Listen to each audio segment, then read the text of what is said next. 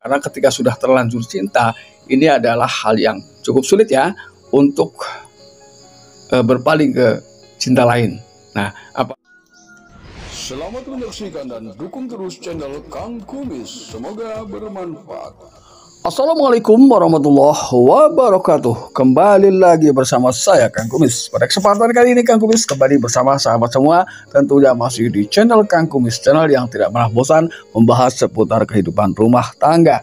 Pada kesempatan kali ini Kang Kumis ingin membahas mengenai beberapa ciri istri selingkuh karena ingin mengakhiri hubungan. Ini tentunya adalah hal penting yang perlu kita ketahui sama-sama. Kenapa sampai terjadi hal demikian? Dan tidak lupa Kang Kumis mengucapkan selamat datang kembali di channel Kang Kumis.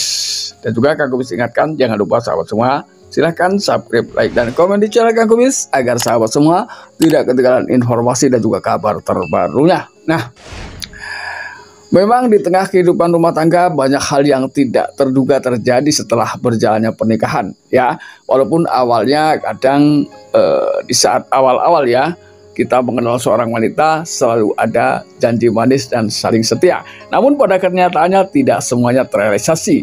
Nah, berikut adalah ciri istri selingkuh dan ingin mengakhiri hubungan. Ini tentunya adalah hal yang sudah tidak bisa ditolerir ya. Lalu ada peristiwa apakah di tengah kehidupan rumah tangganya sehingga istri nekat melakukan hal tersebut? Yang pertama adalah sering terjadinya kekerasan secara fisik. Nah, ini tentunya siapapun akan tidak betah ya, atau sulit untuk bertahan ketika ia terus-menerus menerima kekerasan dari pasangan atau suaminya ya. Yang selayaknya kehidupan rumah tangga ini harusnya ya diimbangi dengan hadirnya kasih sayang di antara keduanya. Namun ketika yang terjadi adalah berbanding terbalik, tidak menutup kemungkinan pada akhirnya istri lebih baik mengakhiri hubungan. Nah, kemudian hal yang kedua adalah tidak adanya keintiman satu sama lain ya. Yaitu pertama adalah keintiman secara emosional ya. Yang kedua, keintiman secara emosional tidak lagi terlihat dan tidak lagi dirasakan, seperti adanya canda tawa dan juga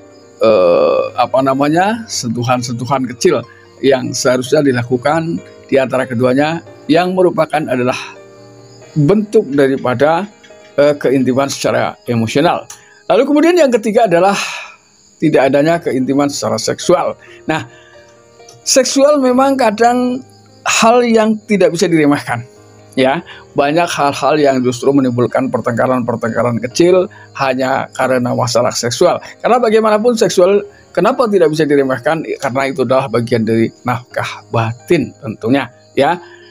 Memang biasanya keintiman ini setelah pengantin baru ya, ini menjadi hal yang sangat diprioritaskan. Namun setelah berjalannya waktu, ini berdasarkan beberapa penelitian ternyata cinta yang ada ya, atau hal-hal yang bersifat lebih intim biasanya hanya berjalan 2 tahun, sedangkan selebihnya adalah kasih sayang. Nah, ketika pada masa-masa transisi dari cinta yang penuh ya menuju ke arah kasih sayang, ini juga butuh pengertian satu sama lain, karena untuk aktivitas seksual memang biasanya sudah mulai berkurang ya. Ini terjadi banyak faktor, bisa juga karena faktor usia dan juga kesibukan satu sama lain, dan juga adanya mungkin istri juga sudah mulai sibuk dengan aktivitasnya termasuk pekerjaan, mengurus anak dan sebagainya. Ini membuat keduanya jadi terjadi penurunan karena hal tersebut ya. Karena penurunan seksual tidak selalu disebabkan oleh karena perselingkuhan. Lalu kemudian hal berikutnya yang tidak kalah penting, yang keempat adalah karena adanya permasalahan yang tidak pernah menemukan solusi. Ya, ini setiap permasalahan ketika tidak mendapat solusi atau bahkan permasalahannya semakin hari semakin menumpuk dan kian membesar, maka tidak menutup kemungkinan pada akhirnya orang memutuskan untuk mengakhiri hubungan.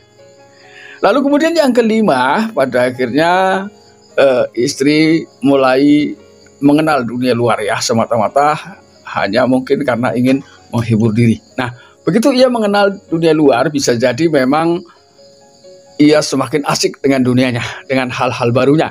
Nah, ini adalah satu gambaran bahwa ini adalah langkah awal istri sudah mulai tidak betah karena perilaku suami misalnya. Nah, lalu kemudian terjadinya hal-hal yang memang ketidakmampuan suami. Ya, bisa juga ketidakmampuan ini dari berbagai hal, terutama adalah ketidakmampuan dari sisi finansial, lalu ketidakmampuan dari sisi fisik. Ya, di sini faktor pekerjaan seseorang ini adalah hal yang penting karena ini adalah untuk menopang perekonomian rumah tangga.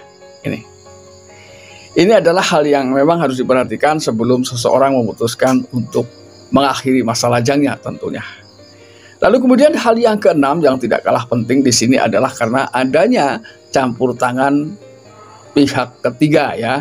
Misalnya seperti orang tua istri atau orang tua suami yang selalu ikut campur di tengah hidup rumah tangganya. Nah, di sini perlu kita ketahui bahwa hal tersebut memang ada kalanya tidak sepenuhnya salah, ya.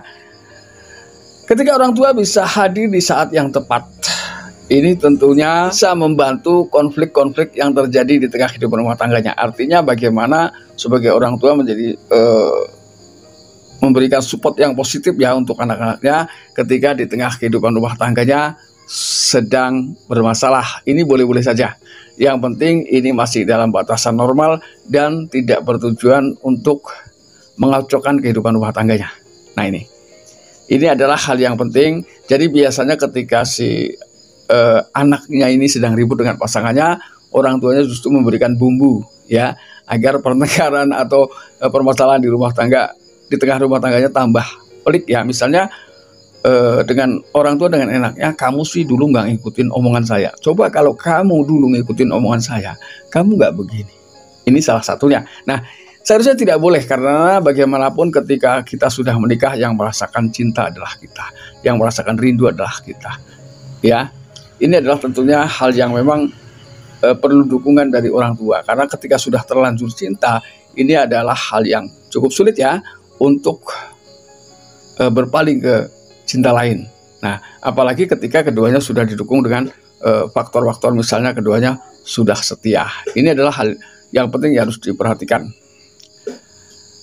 Lalu yang berikutnya adalah permasalahan yang terjadi, yang terakhir ya, yang keenam. Ini semakin hari semakin menjadi-jadi. Artinya mungkin setelah satu kali si istri memaafkan perilaku suami misalnya dalam bentuk banyak hal ya. Karena ketika biasanya sudah diikuti dengan pertengkaran, apalagi sampai timbul kekerasan fisik, biasanya perilaku kebencian ini mulai diperlihatkan. Ketika semakin hari permasalahan ini justru tidak semakin surut, namun beberapa peristiwa tidak menyenangkan ini kembali terulang. Ini tidak menutup kemungkinan pada akhirnya istri lebih baik mengundurkan diri ya, atau kembali ingin melajangkan diri, lebih baik menjadi lajang. Nah, dampak yang paling terasa adalah akan dirasakan oleh anak-anaknya. Jadi hal penting di sini adalah kita memang sebelum melangkah tentunya banyak hal yang harus dipertimbangkan karena banyak pihak-pihak yang akan merasakan dampak dari apa yang terjadi di tengah kehidupan rumah tangga. Karena semua orang tentunya menginginkan rumah tangga yang harmonis ya. Rumah tangga yang harmonis adalah bukan rumah tangga yang tidak pernah terjadi masalah, tapi rumah tangga yang selalu bijak dan cepat dalam menyelesaikan masalah. Nah sahabat, itulah beberapa tanda atau ciri istri ingin mengakhiri hubungan. Mudah-mudahan bermanfaat dan jangan lupa saksikan video-video lainnya di channel Kang Kumis. Dan akhir kata, salam harmonis bersama Kang Kumis. Wabillahi taufiq wal hidayah. Wassalamualaikum warahmatullahi wabarakatuh.